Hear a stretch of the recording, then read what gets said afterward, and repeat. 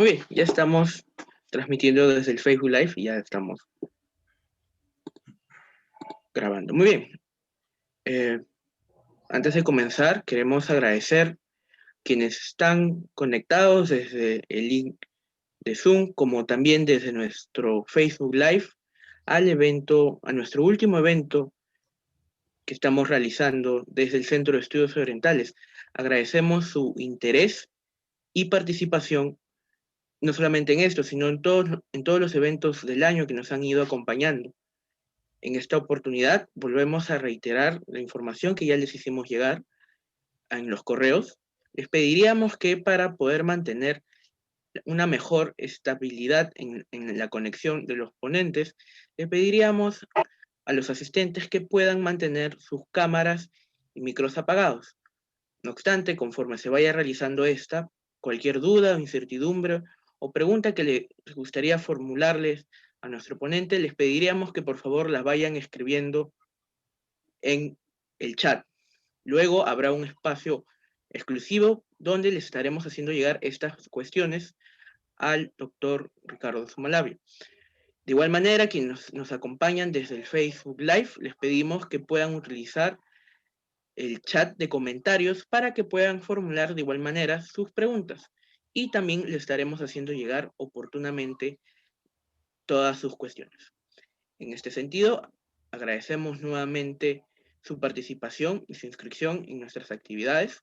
Y antes de darle la palabra a nuestro director, el doctor José León Herrera, me gustaría poder presentar al día de hoy al doctor Ricardo Sumalabia, que dará la conferencia sobre los primeros contactos de la literatura coreana en Occidente y América Latina, la historia de Chunhyang.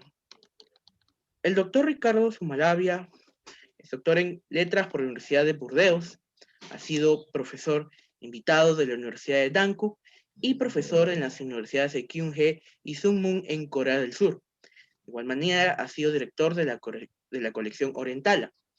Dirige el taller de lecturas coreanas en el Seopuk y es profesor de los cursos de literatura coreana, temas sobre los cuales ha impartido seminarios, cursos, conferencias, tanto a nivel nacional como internacional. Sus puntos de interés sobre la literatura coreana se han concentrado en los mitos y leyendas, poesía clásica y en la narrativa contemporánea. De igual manera, participó en la traducción y edición de la primera historia de la literatura coreana, difundida en el ámbito hispánico. Asimismo, es autor de diversos libros de ficción. Muy bien, luego de hacer esta muy breve introducción, a quien nos acompañará el día de hoy, me gustaría poder darle las palabras a nuestro director, el doctor José León Herrera. Por favor, doctor. Gracias, muchas gracias, Luis.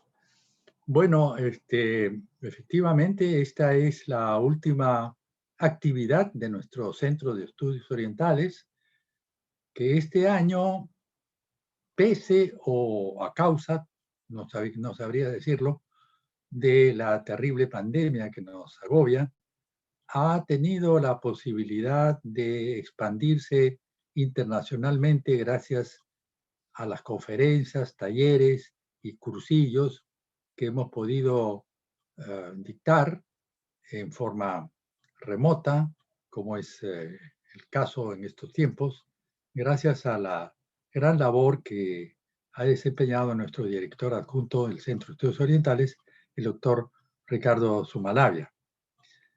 Justamente en esta ocasión tendremos sus palabras, su conferencia sobre, bueno, como ustedes han escuchado por lo que ha dicho Luis Chío, el doctor Sumalabia ha tenido la ventaja, el privilegio de estudiar la literatura coreana y de vivir en Corea más de 2 años y pico, y empaparse de la cultura, no solo literaria, teórica, sino también real del pueblo coreano.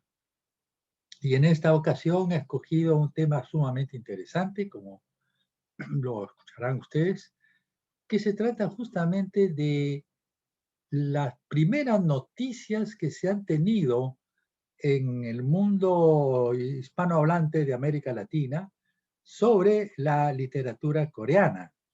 como ya lo explicará el doctor Zumalabia seguramente, en ciertas circunstancias habían, digamos, conspirado para que la literatura coreana no se fuera tan conocida en nuestros medios. De manera que resulta muy interesante el trabajo de rastrear cómo es que ingresa a los medios culturales, cultos o académicos, tal vez no académicos, pero sí los medios cultos de nuestra América Latina. De manera que yo creo que va a ser una conferencia sumamente importante y interesante para todos los que nos preocupamos de estos problemas. En ese sentido, le damos pues la bienvenida a nuestro conferencista de hoy día, al doctor Ricardo Zumalabia. Muchas gracias. Muy bien, muchísimas gracias, doctor, por sus palabras. También agradezco a Luis Chío por estar aquí en toda la parte logística, para que podamos estar aquí reunidos a través de este medio virtual. Efectivamente, esta es nuestra última conferencia y muchas personas me han estado escribiendo de cómo es que todavía tenemos energías para, estando 30 de diciembre, 31 de diciembre, si estamos en Asia, estemos todavía planteando actividades, conferencias. Es que estamos, creo yo, con el envión, con las ganas de poder continuar difundiendo diversos aspectos de las culturas asiáticas. Yo también este semestre he impartido un seminario de literatura coreana y ello también me ha llevado, como suele sucedernos a los profesores, a los investigadores, a ir buscando un poco más, y he ido encontrando cierta información que considero valiosa y además pertinente para compartir con las personas interesadas. En este caso, pues, ustedes que están aquí ahora en esta sesión de Zoom, como también a quienes nos están viendo a través de nuestro fanpage, a través de Facebook, ¿no? Bueno, voy a compartir pantalla. A ver, aquí espero que lo puedan ver bien. Ya como les ha indicado nuestro asistente Luis Chío, ustedes pueden ir escribiendo sus comentarios en el chat y al finalizar la conferencia, pues vamos a tener un tiempo para poder comentar y poder ampliar cierta información. Y desde ya, muchísimas gracias nuevamente a todos los que están aquí en esta fecha. Bueno, la conferencia lleva por título Primeros contactos de la literatura coreana en Occidente y América Latina, la historia de Chunyang. Aquí primero les voy a mostrar, de alguna manera, como una suerte de mapa conceptual de lo que vamos a ver ahora, y que también me va a servir a mí para evitar irme por las ramas. ¿Por qué se los digo desde ya de esta manera? Porque resulta que hay mucha información al respecto, y, por ejemplo, me voy a centrar en las siguientes partes, en 4. En la presencia del escritor, de un coreano llamado Hong Yoo, quien fue investigador, fue escritor, e incluso, y aquí viene un elemento que podría llevarme por las ramas, como dije hace un instante, fue que de alguna manera sirvió de pretexto, de excusa para el inicio de la guerra sino-japonesa, porque dentro de toda esta historia de traducciones y literatura coreana, pues también hubo un asesinato que él ejecutó contra otro coreano, que si hay tiempo lo mencionaré luego, y dio un giro también a la historia coreana, más allá de lo literario. Vamos a hablar también de un escritor, H.J. Rosny, que en realidad es un seudónimo porque él escribía, él es de origen belga y escribía en Francia junto con su hermano. Escribían en común o se alternaban. También hablaremos de ello. Hablaremos de la presencia de lo que sería, lo que se anuncia como la primera obra literaria coreana en el medio occidental, que es la historia de Chunyang, que aparece bajo el nombre en francés de Printemps parfumé, primavera perfumada, ¿no? Luego lo vamos a explicar. Y en esa ruta nos vamos a encontrar también con el escritor guatemalteco, modernista, Enrique Gómez Carrillo, quien publica un libro que lleva por título De Marsella a Tokio, que se publica en 1906, donde va a reunir las crónicas de viaje de este escritor modernista durante todo el trayecto hasta llegar a Japón. Y en una de esas crónicas habla de justamente también de la historia de Chunyan, de su encuentro con este libro, cuya imagen tienen aquí, Printemps Parfumé, y que él lee en el vapor que lo está llevando hacia Tokio mientras está en las costas coreanas. Y también mencionaré que, curiosamente, esta crónica aparece el mismo año, quizá mientras estaba editando el libro, porque era muy frecuente en esa época que estos escritores modernistas enviaran sus colaboraciones a distintos periódicos y revistas de América Latina, que se haya publicado en el Perú, también en 1906 en la revista Prisma. Y luego les voy a explicar las posibles motivaciones para que se haya publicado en esta revista y tan pronto, ¿no? Bueno, digamos, este es el eje de lo que quiero hablarles en esta oportunidad. Bien, entonces tenemos acá la portada de la publicación del libro que aparece en 1892, ¿no? En la colección, Petit Collection Guillaume, en Francia, y fíjense que aparece con el subtítulo de novela coreana, ¿no? Primavera perfumada, novela coreana, traducción de J.H. Rosny. Tenemos la foto a la derecha del traductor, ¿no? Y además se indican las ilustraciones a quienes pertenecen y obviamente, como es habitual, los datos editoriales. Aquí algo llama la atención, porque empiezo diciendo que este escritor de origen belga no sabía coreano, es decir, él no tradujo esta historia de Chunyan. Aquí ya hay algunos datos que merecen investigación, porque hay dos problemas aquí. Él no sabía coreano y, por otro lado, tampoco se indica en ningún momento la fuente de ese supuesto libro traducido, ¿no? ¿Qué están realmente traduciendo? Hay cierto misterio aquí en este libro. Entonces tenemos que hacer un poquito de historia para saber cómo se llega realmente a esta publicación. Entonces vámonos al prefacio de esta edición, ¿no? Primavera perfumada, y indicamos lo siguiente: primavera perfumada en coreano es Chunyan, que es el nombre de la protagonista de esta historia. Es una historia de amor, ¿no? Es una historia de amor que transcurre durante el reino Joseon. Y si soy mucho más específico, un dato que también voy a mencionar luego, se ambienta entre fines del siglo XVII y principios del siglo XVIII, ¿no? Por ciertos datos que no aparecen en este libro, en esta traducción, pero que, cotejando con las otras publicaciones de la historia de Chunyan, sí es mucho más fácil de identificar. Entonces, esta historia de amor de Chunyan, luego les voy a contar un poco la línea argumental, llega a Francia. Pero fíjense, ya desde el prefacio se empieza diciendo que esta primera novela se anuncia como una primera novela traducida al francés.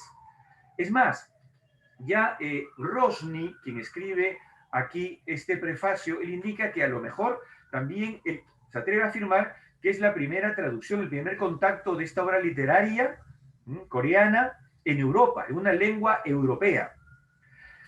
Hasta el momento, esta afirmación sigue siendo válida. No se ha descubierto en ninguna otra lengua esas noticias de literatura coreana, de un texto completo, ojo, hablo de un texto completo, de un argumento completo. Bien, entonces este dato es interesante.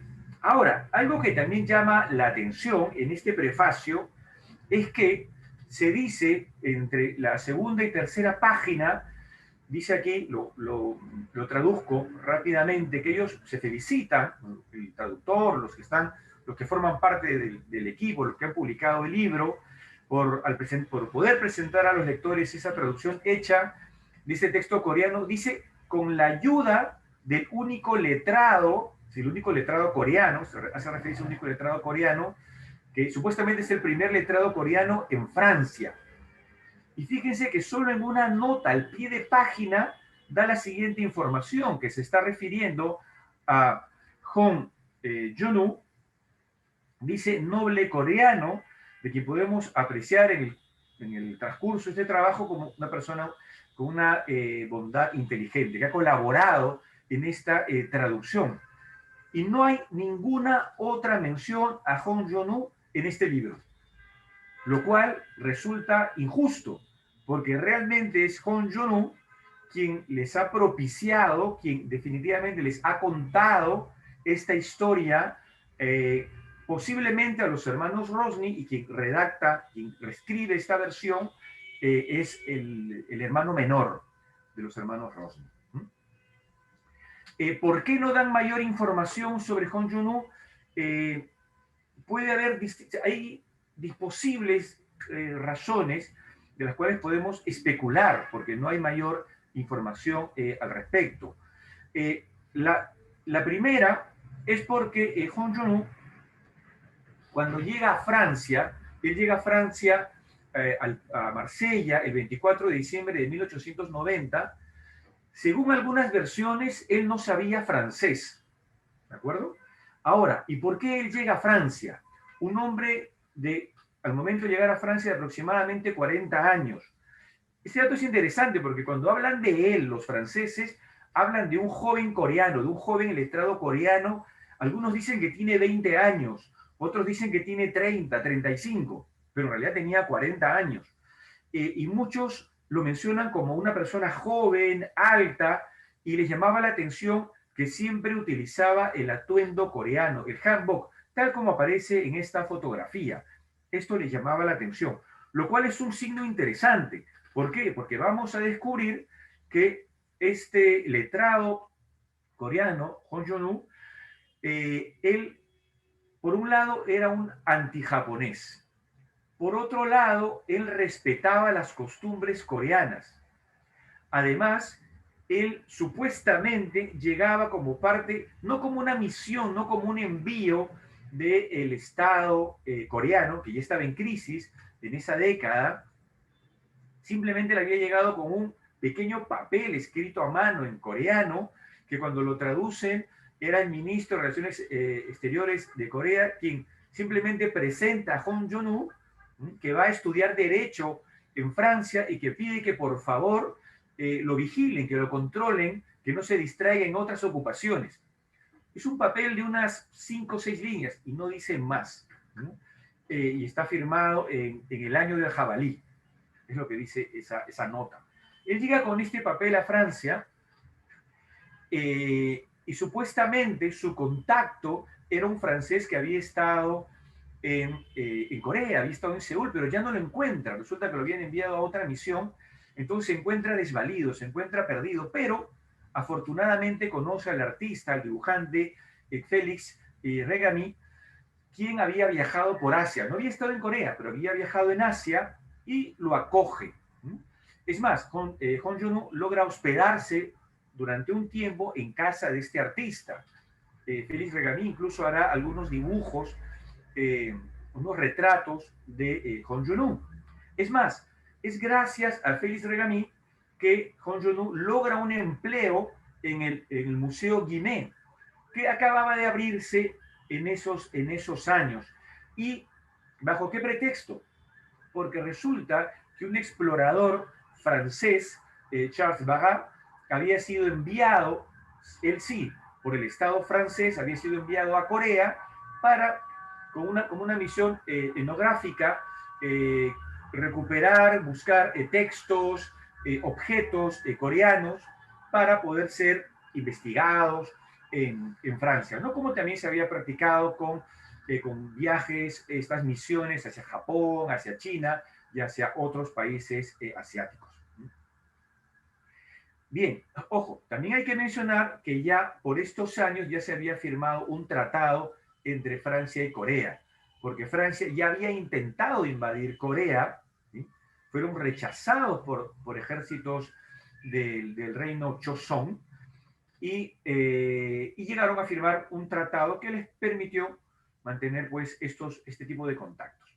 Ahora bien, lo cual también, aquí hago un pequeño paréntesis, es curioso porque mientras Francia había enviado en estos años, entre 1888 y 1889, a Charles Magat a poder buscar esta información cultural, digamos, para difundirla en Francia, cuando el ejército, un par de décadas antes, cuando el ejército francés había estado intentando invadir Corea, habían incendiado bibliotecas coreanas, habían destruido más de 6.000 libros.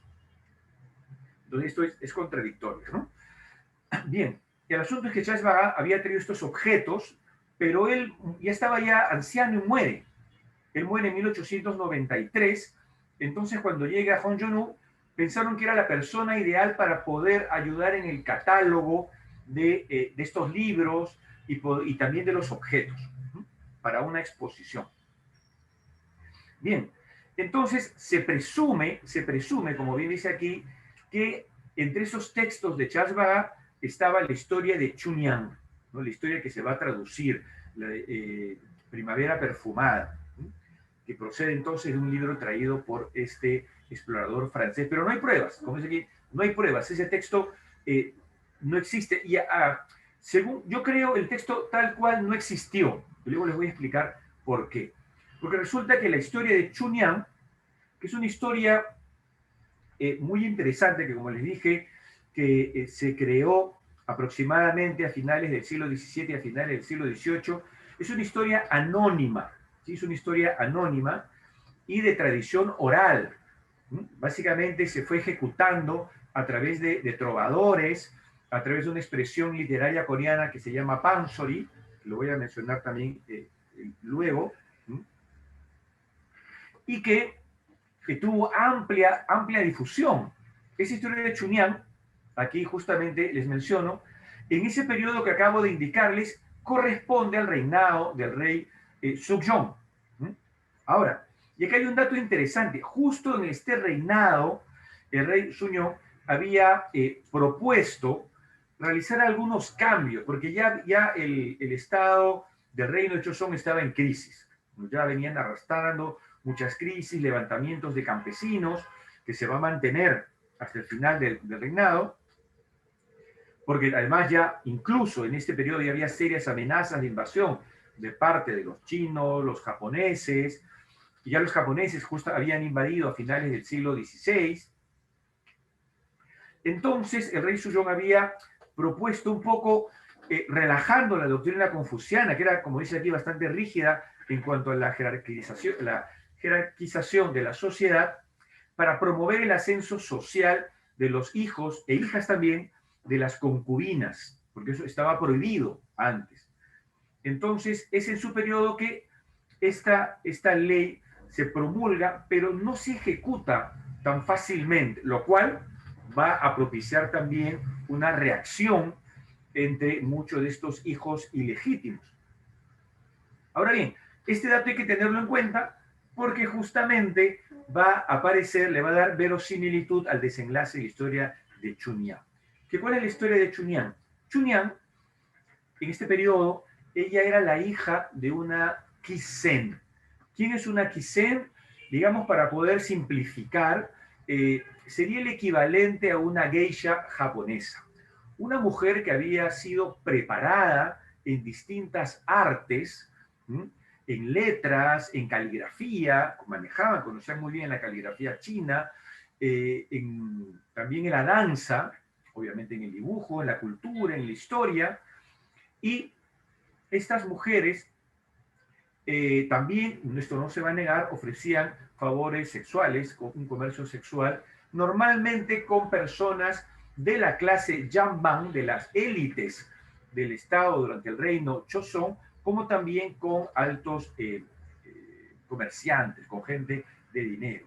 Estas mujeres lograron también una independencia económica muy importante, y algo mencionado aquí, digamos, entre paréntesis, también tuvieron una participación muy importante en el desarrollo de la poesía coreana, porque esa independencia económica, por ejemplo, ¿no? Por su condición social, estaban prácticamente casi al final de la escala social durante esta época, pero les permitía la independencia económica, no podían casarse con hombres de la clase Yambán, pero sí practicar la poesía, digamos, compartir sus textos poéticos con sus amantes, con sus clientes, con sus parejas. Textos que no se publicaron oficialmente, pero que luego han permanecido y han podido también muchos de estos textos llegar hasta esta época y ser difundidos. Bien, pues una de estas Kisen era la madre de Chunyan. Todavía ella era una adolescente, su padre era justamente un hombre de la clase Yambán. Ella vivía Chunyan con su madre, una muchacha hermosa, ¿no? De allí su nombre de princesa de perfume de primavera, ¿no? O primavera perfumada. Y ella un día, mientras estaba lanzándose en un columpio, es observada por el hijo del gobernador de un estado en Corea, ¿no? En el reino Choson.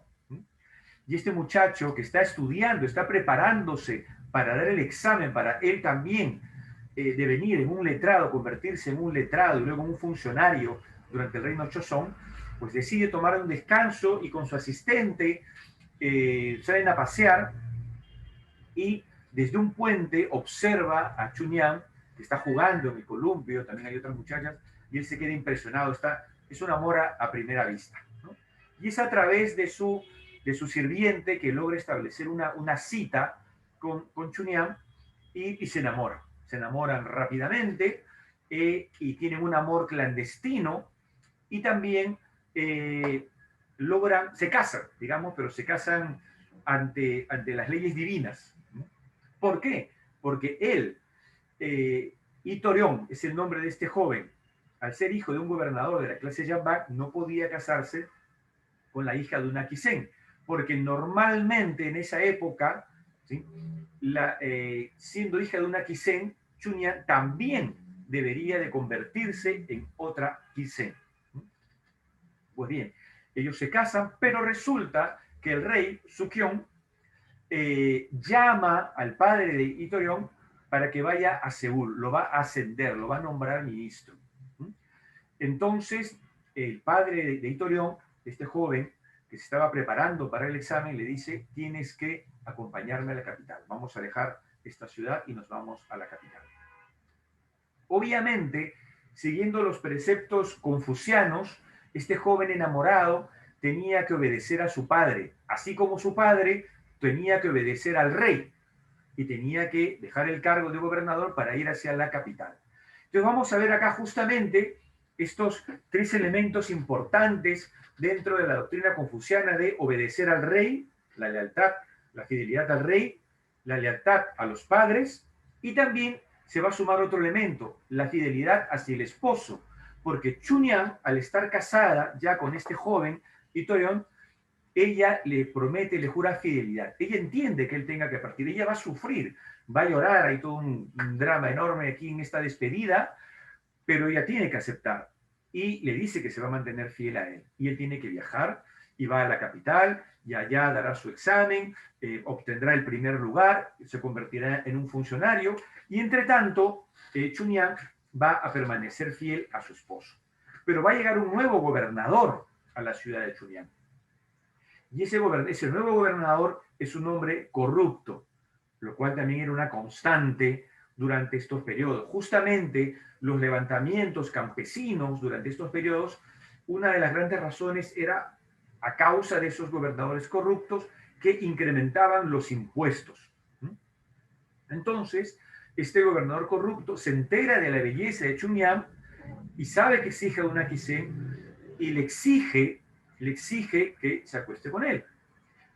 Como se trata de una historia oral, transmitida de generación en generación, hay diferentes versiones, pero digamos que esta es la constante, digamos que son los elementos narrativos que vamos a encontrar en distintas versiones. Entonces Chunyan lo rechaza, ¿sí?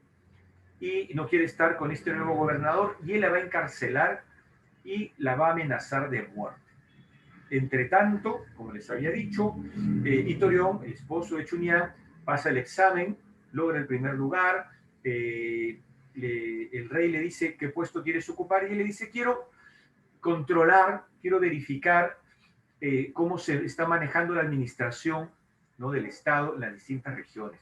Entonces se convierte en un viajero, va disfrazado de mendigo, de pueblo en pueblo, para preguntarle a la gente del pueblo cómo son tratados por sus gobernadores.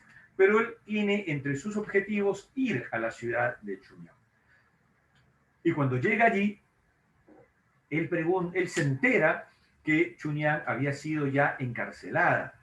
Y él, por ejemplo, en un pasaje, hablando con unos campesinos, le dice, seguramente ella ya aceptó estar con el gobernador. Y estos campesinos prácticamente quieren agarrar a golpes a Héctor León porque le dicen cómo se atreve a acusar de esa manera a Chuñán, que es el ejemplo de la fidelidad de una mujer hacia un hombre, ¿no?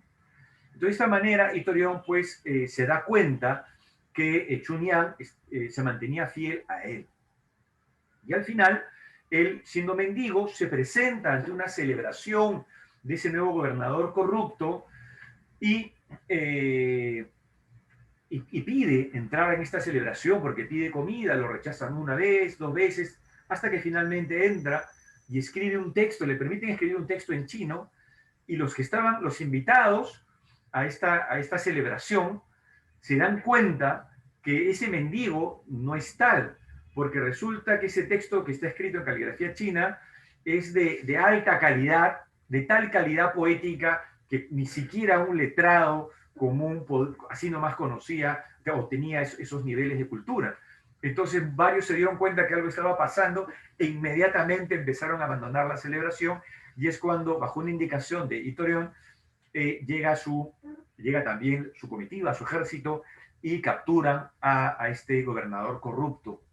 E inmediatamente piden llamar a Chuñán. Chuñán, rendida, no levanta la mirada hacia el representante del rey, no sabía ella que era su propio esposo, y él le dice, pero entonces puedes aceptar estar conmigo. Y ella es allí donde, en un discurso largo, poético, le dice que no, que lo rechaza, porque dice, ¿cómo es posible que le pidan a ella no cumplir con ese precepto confuciano?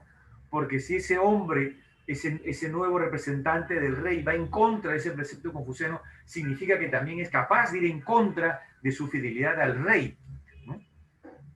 Entonces es allí donde Héctor León revela su identidad y le dice que él es su esposo, y bueno, es el final feliz. Y además, por un informe que escribe Héctor León al rey Sugyeong justamente autoriza que Chuñán eleve, ¿no?, su condición social y pueda casarse con Héctor León. Entonces pueda ser integrada a la clase Jamban. En muchas investigaciones recientes no tenían este dato, que el rey Sugyeong había permitido en esa época ese posible ascenso social. Por eso algunos investigadores decían, no, que ese final no es verosímil. Sí, es verosímil, porque el edicto existió, ¿sí?, y se pudo cumplir en algunos momentos, pero luego se volvió a las formas ya tradicionales de mantener la línea jerárquica confuciana, ¿no?, de la sociedad coreana durante el reinado de Joseon. Bueno, ese es el argumento de la historia de Chuñán, pero que hay que mencionar que la difusión de esta historia se realizaba, como les dije al principio, a través de un género literario llamado pansori. Es una historia cantada. Quien ejecuta esta historia en coreano es conocido como el sorikun, que puede ser un hombre o puede ser una mujer. Acá pueden ver en esta imagen, hay una sorikun y que suele tener un acompañante. Puede haber más acompañantes musicales, pero suele tener a uno que está aquí con una percusión, quien va a ir marcando el ritmo de esta historia. Ahora bien, esta historia es versificada. Ahora, como les digo, esta historia es definitivamente la historia más popular en Corea.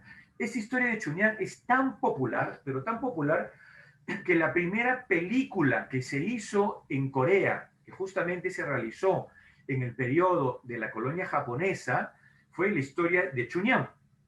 Luego, luego de la guerra del 50, entre Corea del Norte y Corea del Sur, la primera película que se hizo también fue sobre la historia de Chunhyang. Y así, por ejemplo, la primera película que llega a un festival de Cannes en Francia también fue otra versión de la historia de Chunhyang. Entonces vamos a encontrar la historia de Chunhyang en el cine y luego también en novelas. Esta historia, como les he dicho, de tradición oral, cantada, va a ir modificando sus versiones, dependiendo del ejecutante, dependiendo de la Sorikun, que va a intensificar el momento, por ejemplo, de la noche de pasión, de la noche de bodas de Hitorion y Chunhyang, ¿no?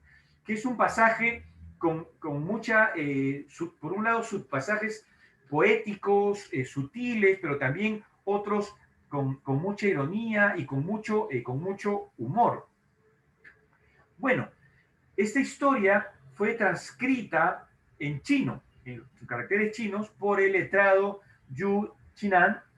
Es un letrado que vivió entre 1711 y 1791. Es decir, no tan alejado de la creación anónima, ¿no?, como literatura oral. Y esta transcripción data de 1754. Por eso es que muchas de las versiones que se han recopilado después suelen ser cotejadas con esta versión. Ojo, no porque sea la primera versión transcrita tiene que ser la versión oficial, la definitiva. Fue simplemente la primera versión transcrita en China, la primera versión escrita, ¿de acuerdo? Pero pudo tranquilamente ser una de las tantas versiones de la historia de Chunhyang, ¿de acuerdo? Y luego ya esta versión fue transcrita más años después al Hangul. No hay noticias exactas de la primera transcripción hacia el Hangul, hacia esta escritura coreana. No hay esos datos. Pero sí se, como les digo, ya a través de la tradición oral se había popularizado ampliamente, ¿no? Se conocía en toda la península coreana. Ahora bien, esta historia de Chunhyang que les acabo de contar es la que aparece aquí en esta historia de Printemps Parfumé, esa historia redactada por Rosny. Pero ¿qué sucede? Aquí hay algunos problemas, porque esta versión realmente tiene variantes que no se han encontrado hasta el momento dentro de la literatura ya transcrita en Hangul, en coreano. Por ejemplo, según esta versión francesa, Hitorion, en lugar de enviar a su sirviente para establecer una cita con Chunhyang, le paga a una mujer, le paga a una anciana. Luego, por consejos de la anciana, Hitorion se viste de mujer, se viste de una joven mujer para acercarse a Chunhyang, porque de lo contrario, como hombre, no hubiera podido acercarse tan fácilmente. Entonces, en la versión francesa, hay un largo pasaje donde Hitorion, vestido de mujer, están conversando, están paseando, están hablando de la naturaleza, de la belleza, pero también hay una suerte de seducción. Es más, hay un momento en el que Chunhyang le dice a esta joven mujer, ¿no?, que ella no sabe que es un hombre, le dice: si fueras un hombre me casaría contigo, le dice, ¿no? Es difícil encontrar un pasaje de esta naturaleza en la versión coreana, ¿no? Lo más probable es que Rosny, y su hermano, los hermanos Rosny, hayan escuchado estas historias directamente desde el letrado coreano de Hong Jun-woo, y ellos hayan libremente adaptado la historia, pensando en el público francés. Entonces, porque también hay otros cambios, ¿ya? Por ejemplo, normalmente en ese primer encuentro de Hitorion con Chunhyang, él está en un palacio, él está en el puente, en un puente importante, y desde el puente contempla, ¿sí?, está contemplando un palacete desde donde en los jardines está jugando Chunhyang, se está columpiando.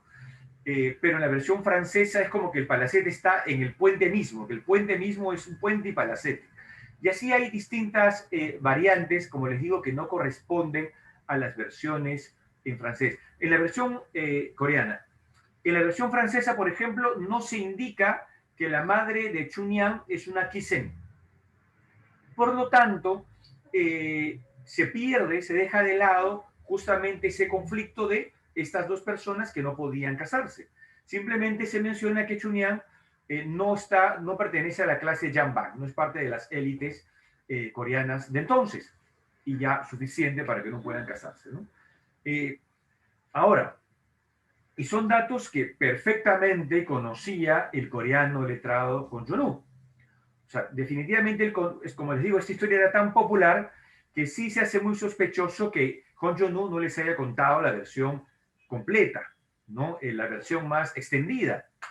Por eso es que podemos pensar que los hermanos Rosny y el hermano menor, que finalmente al parecer escribió esta versión, hizo los cambios que él consideró pertinentes, ¿no? Repito, para ese público francés. Ahora bien, la recepción de este texto es muy interesante. Como les digo, aparece en 1892. Aparecen ya diversos textos, diversos artículos en la prensa francesa.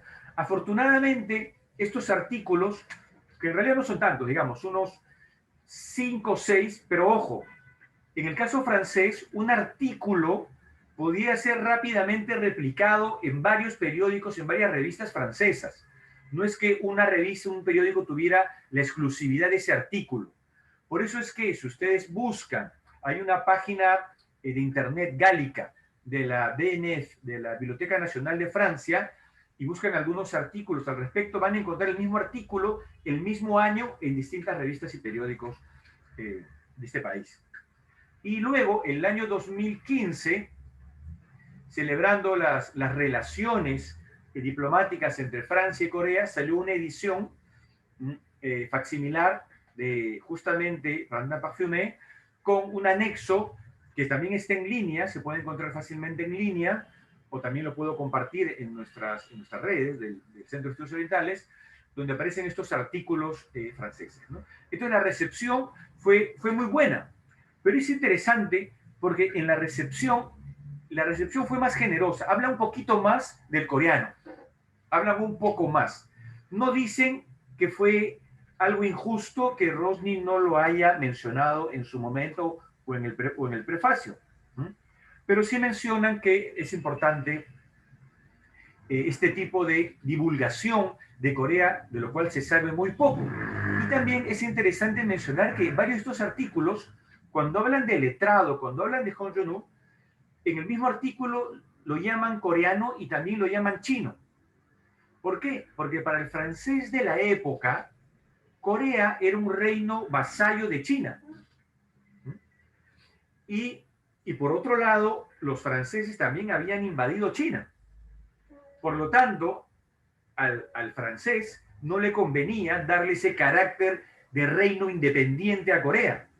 Por eso es que los franceses también habían intentado invadir Corea. Entonces había esa mirada hasta cierto punto paternalista con el joven coreano que había llegado a tierras francesas. Prácticamente es una noticia exótica, ¿no? Dicen que mencionan varios de ellos que había llegado a Francia sin hablar francés, pero algunos artículos dicen que en un mes aprendió francés a la perfección, lo cual es dudoso que en un mes haya aprendido francés a la perfección. Lo cual también pone en duda el nivel de francés de este coreano cuando llegó. Algunos datos coreanos dicen que él había estudiado francés en Japón, que él hablaba japonés y en Japón estudió francés. Pero según algunos testimonios franceses, cuando él llega, para poder comunicarse, llegó gracias a un francés que hablaba japonés, que le sirvió de traductor al inicio. Lo cierto es que este coreano estuvo 3 años en Francia y sí aprendió francés, pero no necesariamente un francés de calidad literaria. Que ojo, recordemos que el francés literario, sobre todo en esta época, no corresponde al francés hablado, ¿no? Es mucho más complejo, mucho más elaborado. Bueno, ya tengo que ir yendo un poco más rápido porque ya me he emocionado tanto que todavía me falta llegar a la tercera parte. Aquí. ¿Qué sucede? Este libro, Randa Parfumé, estaba, curiosamente, en el vapor Sydney, que lleva al escritor guatemalteco Enrique Gómez Carrillo, quien en 1905 también parte de Marsella, parte de Francia, para ir hacia Japón.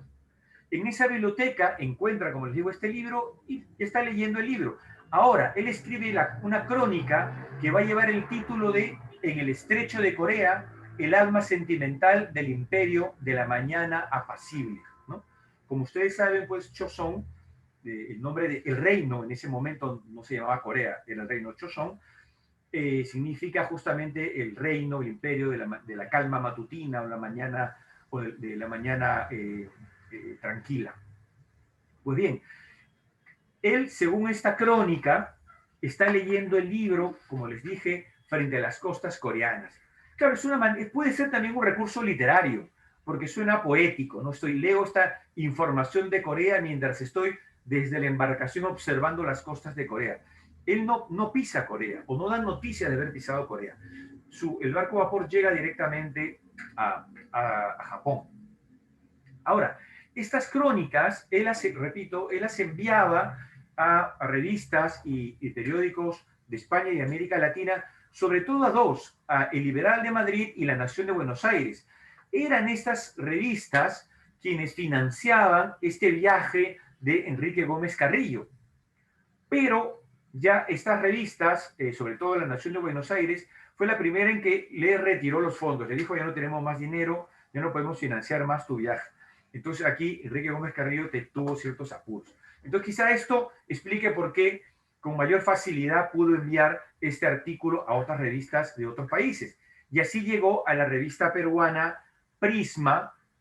Acá tenemos la portada de la edición francesa. El libro se editó en español en Francia, en los hermanos Garnier, como era frecuente en esa época. Libros de escritores latinoamericanos publicados en español en Francia. El título era De Marsella a Tokio. Sensaciones, que también era una palabra muy común en estos libros de los escritores modernistas latinoamericanos de aquella época. Sensaciones de Egipto, la India, la China y el Japón. Y aquí está la primera página, ¿no?, de esta crónica en la edición, de la primera edición. Y aquí tiene la imagen de la publicación de la misma crónica en la revista Prisma, ¿no?, que se puede ver en el margen superior derecho el nombre de la revista. Esta revista peruana fue dirigida por el escritor también modernista Clemente Palma, hijo del gran tradicionalista que escribió las tradiciones peruanas, Ricardo Palma. Ahora bien, un contacto importante de Enrique Gómez Carrillo con el Perú y estas revistas modernistas peruanas se debe a su esposa, porque él se va a casar ese mismo año, 1906, con la escritora peruana Aurora Cáceres, que ya era una escritora reconocida. Ella además era hija de Andrés Avelino Cáceres, un héroe de la Guerra del Pacífico, un antiguo presidente del Perú, y ella también una gran cronista, una gran feminista también hay que mencionarlo, ¿no?, cuya obra merece ser reeditada. Tiene un libro de crónicas importantísimo, pero que solamente hubo esa primera edición y ya creo yo merece editarse con un estudio, ¿no? Como sé que hay personas aquí que están investigando al respecto, aquí tienen también un dato para que puedan investigar. Ahora, ¿qué pasa? En esta crónica, lo que hace Enrique Gómez Carrillo hace una síntesis de Printemps Parfumé, de la historia de Chunyan. ¿Sí? Hace una síntesis donde nos va a mostrar algunos párrafos que él mismo va a traducir del francés, pero luego él también va a ir parafraseando, va a ir sintetizando esta novela. ¿Sí? Y en esta crónica, que tendrá aproximadamente, en la versión del libro, una docena de páginas, pues aparece en esta crónica, que será 2 páginas no más, y aparece esta historia condensada de Chunyan. Lo interesante aquí es que este primer contacto, para nosotros sería el primer contacto de la literatura coreana en español, en 1906, de esta versión que llega del francés. Ahora bien, aquí lo que es interesante es que este texto coreano, esta historia literaria coreana, llega con la mirada de un modernista. ¿Qué supone la mirada de un modernista? Normalmente los modernistas latinoamericanos tenían un lenguaje particular. No necesariamente buscaban dar noticias objetivas de lo que estaban mirando, sino se remarcaba la mirada poética. O sea, era muy importante la mirada, ¿sí?, artística del cronista. No era un simple, podríamos llamar, periodista que busca información, sino él quiere mostrar su subjetividad. Ahora bien, en el caso latinoamericano, estos cronistas se nutren del ejemplo de los cronistas europeos. Por eso es que muchas de estas crónicas hay una visión eurocentrista, ¿sí?, de esos nuevos espacios que ellos consideran exóticos. Es interesante que este escritor guatemalteco considera Corea un lugar exótico, cuando para los franceses Guatemala también era un lugar tan exótico como Corea, ¿no? Pero la mirada de este escritor era una mirada, por eso insisto, eurocentrista, muy afrancesada además, en el caso de Gómez Carrillo, sumamente afrancesada.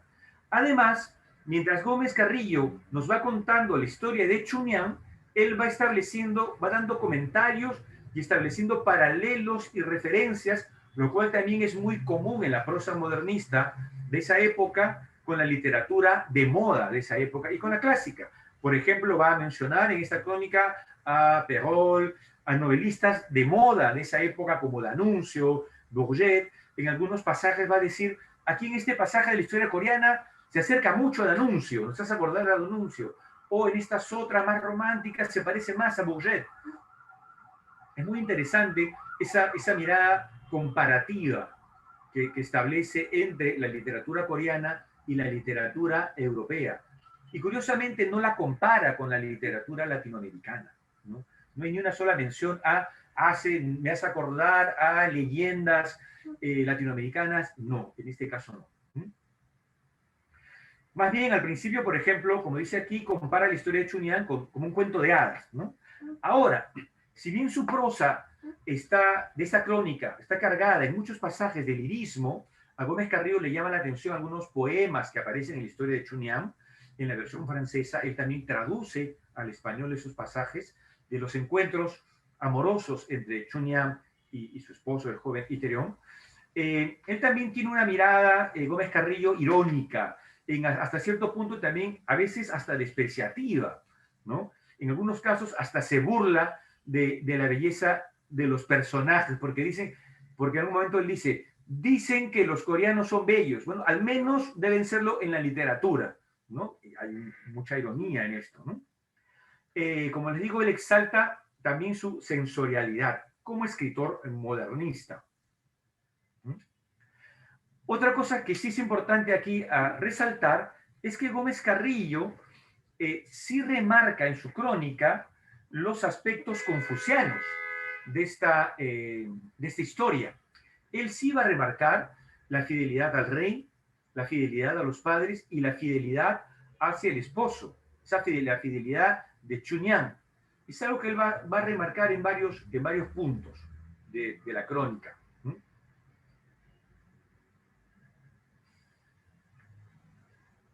Y para ir terminando con esta mirada modernista, aquí hay mucho por investigar.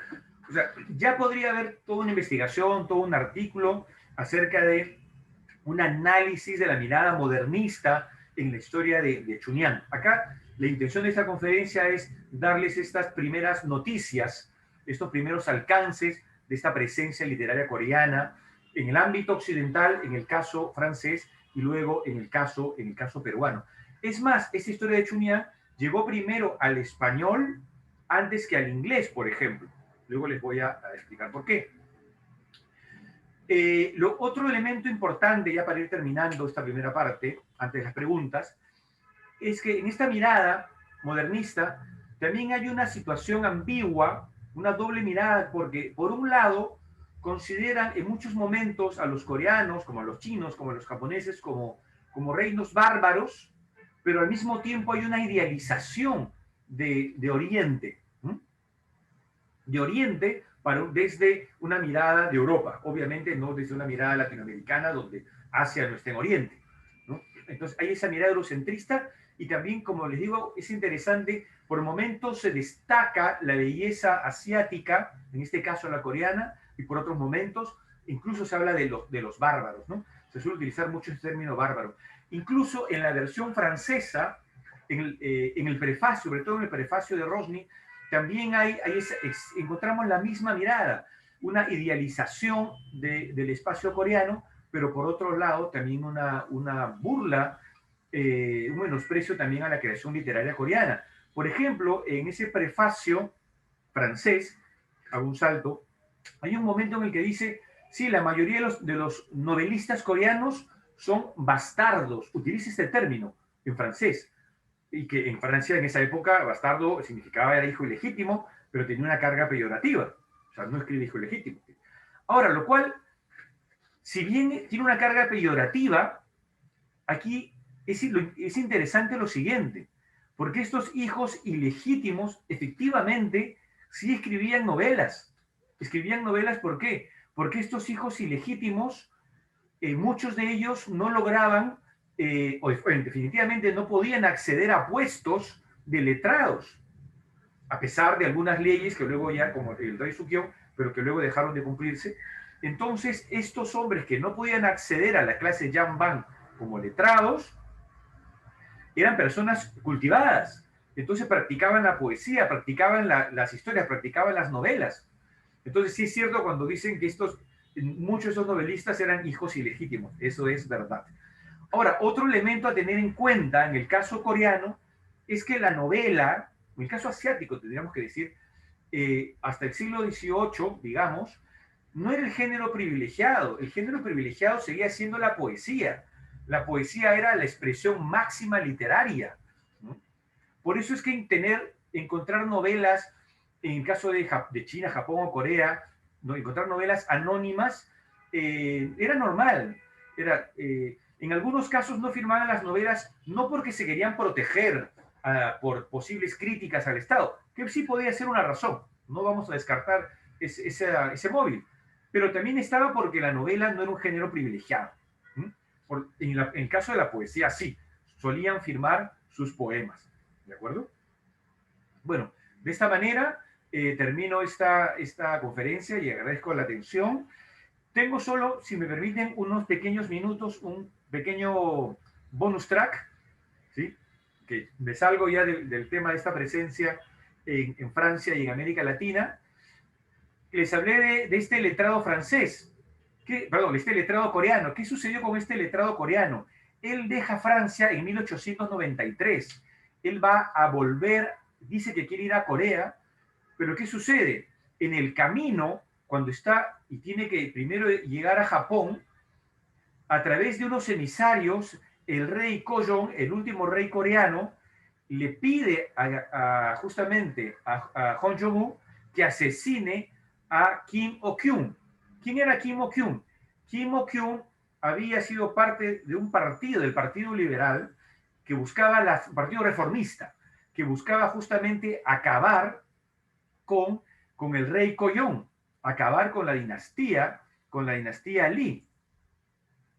Y por eso ellos habían además asesinado a autoridades coreanas y japonesas en un movimiento, un golpe de Estado en 1884. Y luego Kim Ok-un logró escapar y estuvo exiliado en Japón. Pero luego Hong Jong-un, como una historia novelesca, luego tiene esta misión de parte del rey, hace amistad con Kim Ok-un. Al parecer ya lo conocía, hay varias versiones al respecto. Al parecer ya se conocían, al parecer un pariente del propio Hong también había participado en ese golpe de Estado de 1884 y que había sido decapitado por ello, ¿no? Y parte de su familia también. Entonces se piensa que Hong Jong-un aceptó el encargo del rey como una suerte de venganza y de reivindicar su familia. Entonces convence a Kim Ok-un de encontrarse en un hotel japonés en Shanghái, que era una zona liberada, que estaba realmente bajo el control inglés. Y es allí que en este hotel que con 3 tiros, con 3 balazos, mata a Kim Ok-un y además tanto el cadáver de Kim Ok-un como Hong Jong-un son transportados en una embarcación hacia Corea. Y Hong Jong-un es premiado por el rey Kojong. Luego, la historia es bastante misteriosa de Hong Jong-un. Se supone que muere en 1913, ya en plena colonia japonesa, pero no hay noticias exactas de él. Se supo que antes sí estuvo muy cercano al rey Kojong, pero no hay datos exactos. Y que este asesinato propicia justamente el reclamo de Japón, porque ellos querían ajusticiar a Hong Jong-un y le reclaman a los chinos, como esto sucede en Shanghai, le reclaman a los chinos de no haber aceptado enviar a Hong Jong-un a Japón, ni siquiera el cadáver de Kim Ok-un, y por lo tanto esto se convierte en el pretexto para la guerra chino-japonesa. Y otro dato, otro bonus adicional, es que en 1995 en Francia aparece una novela más de Hong Jong-un, y aparece ya con su nombre, dice traducida por Hong Jong-un. Lo que pasa es que ya en esta época, fíjense, en 1895, él ya había asesinado a Kim Ok-un, y ya algunos dicen que en realidad este libro, esta historia, también había sido escrita por uno de los hermanos Rosny, pero que él ya no quería firmar. Así como antes, en la versión de Printemps Parfumé, negaron a Hong Ok-un, ahora ya no querían ellos saber nada con este libro, ya no querían saber nada con la novela coreana. Y ya no aparecen ellos mencionados, ¿no? Los hermanos Rosny ya no aparecen mencionados. Pero en esta historia, que se llama Le Bois Sec Refleuri, como el árbol seco que vuelve a florecer, esta historia también vuelve a tomar una de las historias difundidas en el Pansori, la historia de Sim Chong, una muchacha que se sacrifica para poder salvar a su padre ciego. Pero igual también no hay una versión que corresponda a esta versión francesa, porque parece que aquí también hay muchos agregados. Y esta versión en francés está muy bien elaborada como para que el nivel de francés de Hong Jong-un no estaba a ese nivel. Al parecer, insisto, era otra versión de los hermanos Rosny, pero que decidieron no firmar. Y luego, cuando se publica esta novela, aparecieron artículos en francés donde fueron, sí, muy duros con esta novela. Y cuando hablaban de Hong Jong-un, hablaban del asesino Hong Jong-un, quien nos traicionó con la confianza que le habíamos dado en Francia, etcétera, etcétera.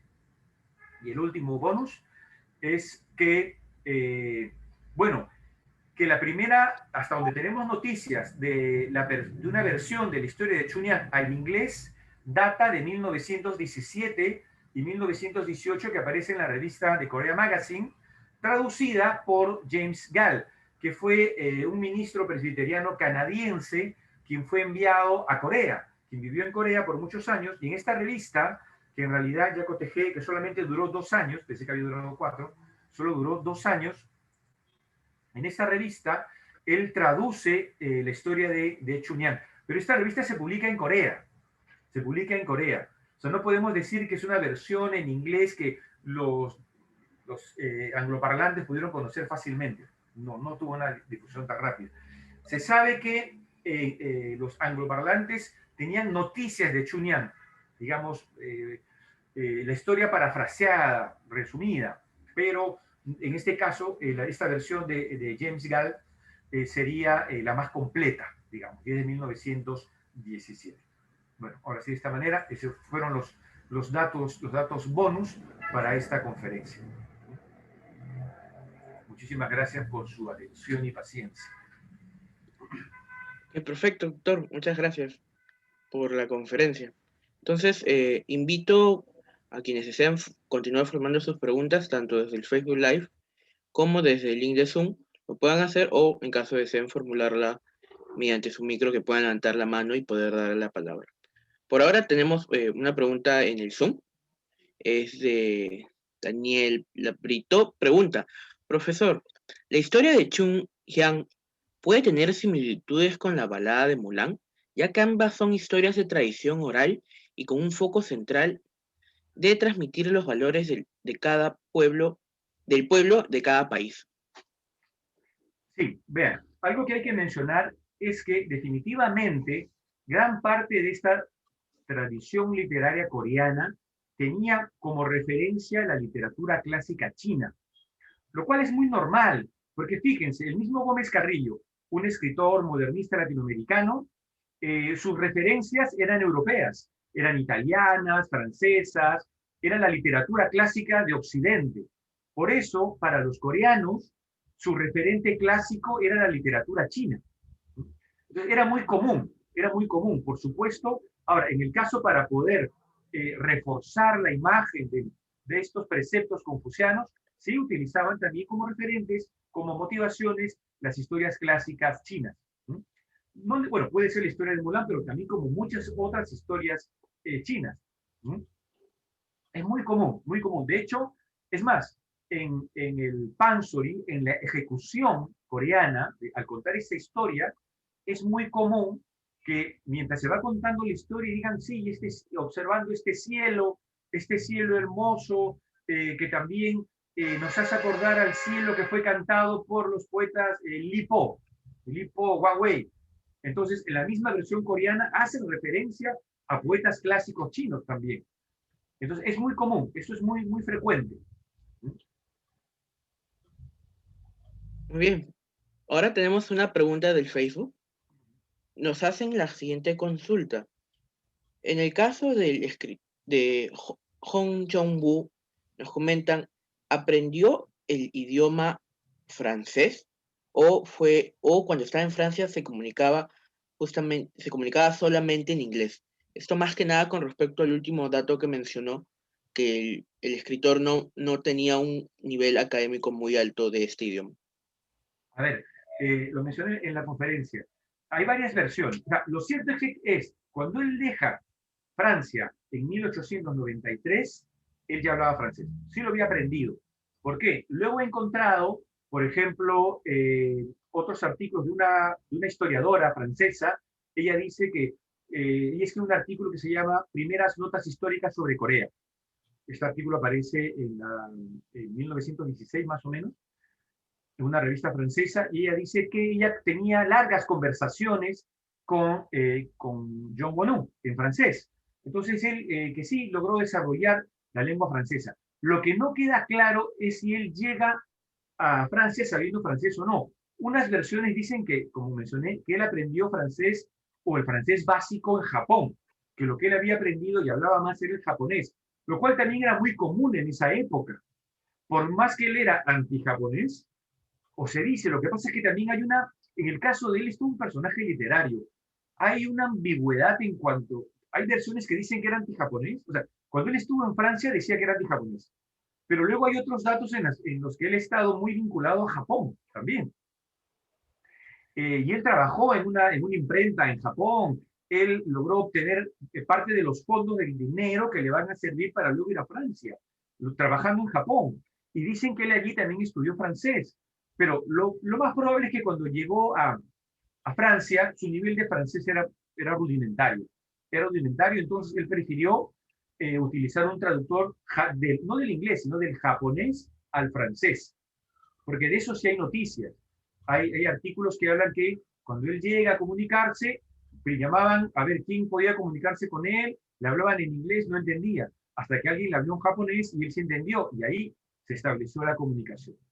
Y cuando dicen que él aprendió en un mes el francés, quizás, especulo, como él ya tenía esa base del francés aprendido en Japón, pero que no la aplicó cuando llegó a Francia, de repente ya esa base gramatical, y ya en el contacto, en el día a día, ya trabajó, por suerte, en el Museo Guimet, logró desarrollar prontamente su francés hablado, ¿no? Y escrito también. Eso es lo más probable, pero no hay noticias, documentación clara, fidedigna al respecto. Como digo, sobre él hay mucho misterio, ¿no? Mucho misterio sobre las motivaciones por las que incluso mata a Kim Ok-hyun. Y también otro dato de él importante. Por ejemplo, yo he hablado ahora de la historia de Chunhyang, pero en el segundo libro que él publica en Francia en 1895, en esa historia, en el prefacio, él menciona también lo que podríamos considerar la primera mención del mito de Tangun, del mito fundacional coreano, es el mito de Tangun, que es lo que supuestamente da origen al antiguo Choson, al reino Joseon, es el mito de Tangun. Él lo menciona también. Él también lo menciona, pero lo que llama la atención es que cuando menciona el mito de Tangun, lo compara con China y dice que en realidad Tangun era un personaje chino.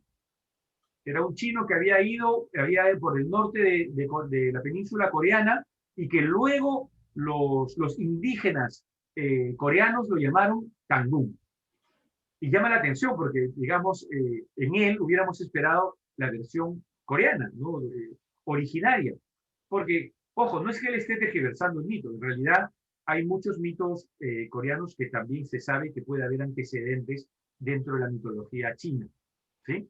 Entonces, claro, aquí los investigadores al respecto, pues obviamente los más pro-coreanos van a decir, ¿no?, que son mitos originarios, autóctonos coreanos, y otros dirán, no, pues percibimos que sí, hasta estas historias tienen antecedentes dentro de la mitología china, lo cual puede haber de los dos tranquilamente, ¿no?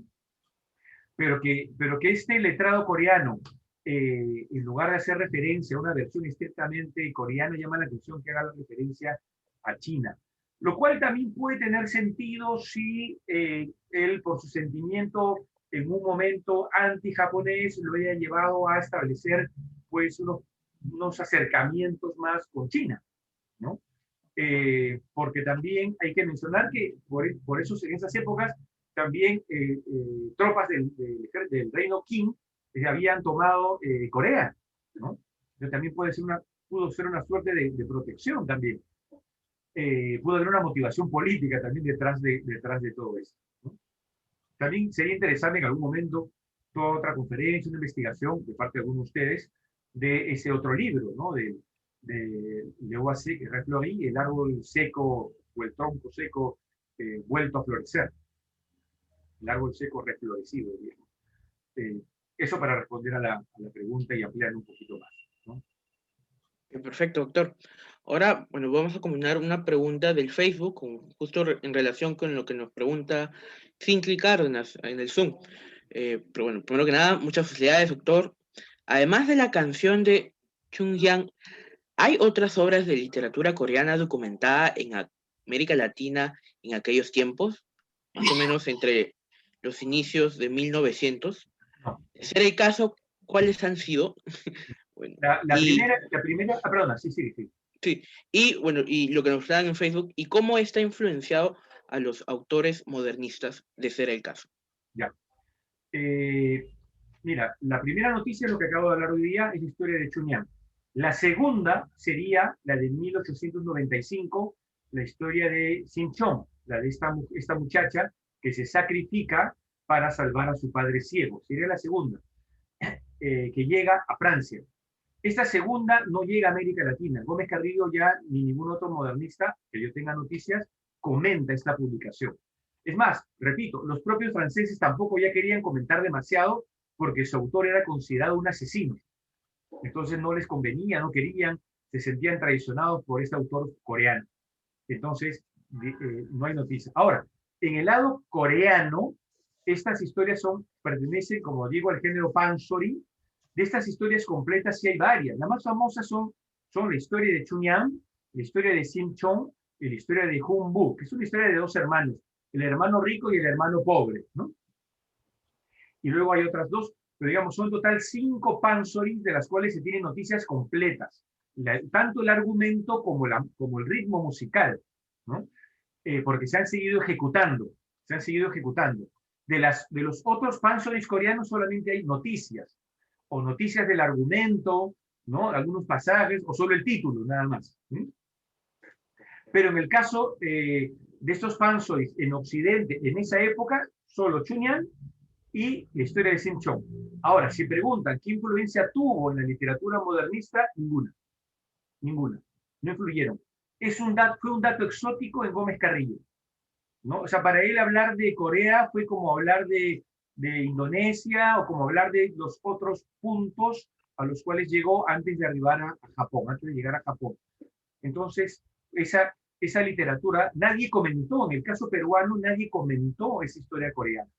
Digamos, de lo que se comenta, para los que estén interesados sobre las noticias coreanas en la época modernista, la literatura no era un tema, el tema era más bien lo político, lo histórico.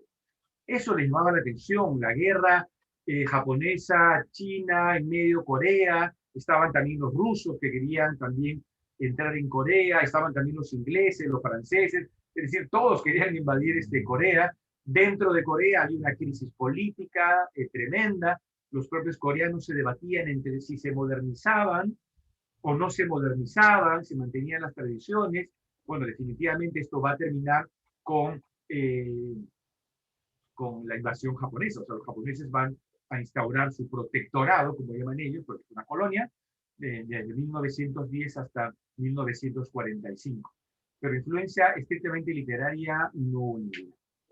Con un solo texto y además resumido, como que era muy poco para que haya una influencia.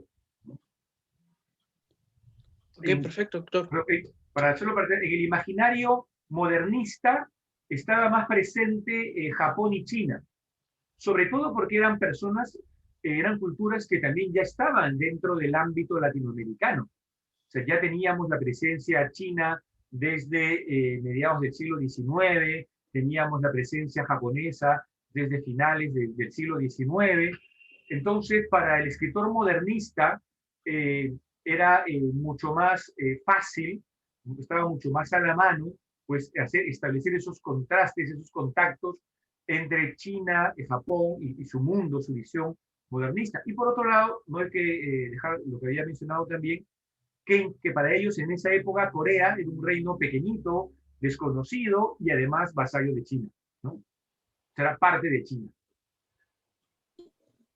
Muy bien, doctor. Entonces, ya no teniendo más preguntas tanto ni en el Facebook ni en el Zoom, damos concluido este espacio para justamente responder todas las preguntas que nos han hecho llegar. Entonces, antes de culminar, me gustaría poder invitarlos, tanto al doctor León, para que pueda darnos unas palabras finales, y luego para pasar con el doctor Ricardo. Bueno, sí, muchas gracias. Como ven ustedes, por el desarrollo de la presentación, este es un tema que abre enormes posibilidades de investigación, ¿no? Porque evidentemente ahora las novelas y nosotros en el Centro de Estudios Orientales, gracias a la iniciativa también del doctor Sumalavia, se publicaron novelas coreanas modernas, ¿no? Tenemos algunas publicaciones. Y naturalmente ahora la literatura coreana es corriente, incluso la popular, la más conocida, ¿no? La que aparece en las películas, la que aparece en las telenovelas. Pero este es un tema que debería interesar mucho a los estudiosos del desarrollo, de la formación de la literatura latinoamericana en el siglo XX. ¿no? Por eso queremos agradecerle al doctor Sumalavia por su interesante y excelente presentación de este tema. Es apasionante porque es investigación. Porque como mencionó ya el doctor Sumalavia, se comienza por un pequeñito cabo y se van abriendo una serie de ramificaciones, ¿no? Porque y esto y por qué, y se mete uno por un lado y se mete por el otro. Bueno, y ese es un trabajo apasionante, digamos, ¿no?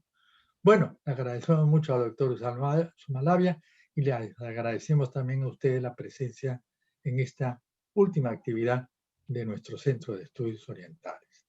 Gracias. Bien, por mi parte lo mismo, agradecer a todos ustedes por habernos acompañado durante todo el año y ahora en esta última conferencia del 2020 y por supuesto les deseamos a nombre del Centro de Estudios Orientales un feliz año nuevo, que este 2021 pues nos sea lo más generoso posible. Muchísimas gracias. Muchísimas gracias, doctor León, muchísimas gracias, doctor Sumalavia. Agradecemos y reiteramos nuestros mejores deseos para este próximo 2021 y esperamos contar con su participación en las actividades que desde ya nos venimos organizando y planeando para el próximo año. Agradecemos nuevamente su participación y esperamos vernos en otra oportunidad. Muchas gracias. Nos vemos. Hasta luego. Hasta luego.